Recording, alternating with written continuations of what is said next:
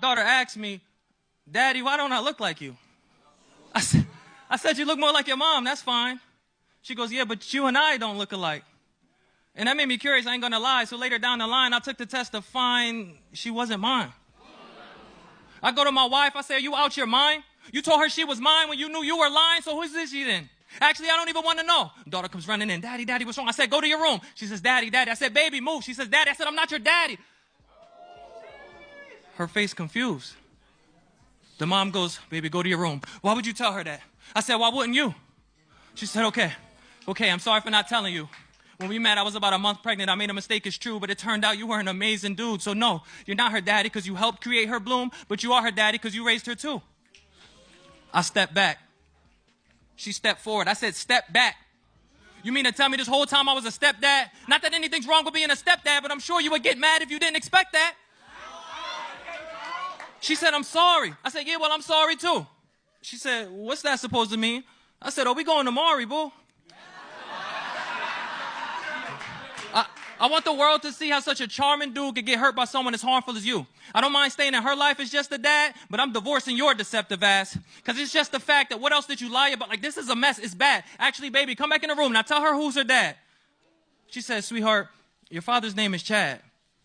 Finally hearing it, I wanted to smack. Ooh, I'm so glad I was raised better than that. But I still feel like I needed to attack, punch the hole in the wall. They both react. Ring, ring, ring, ring. Her phone says, "Chad." I picked up so fast. "Hello?" He hangs up. "Will I call back?" "Hello?" He hangs up.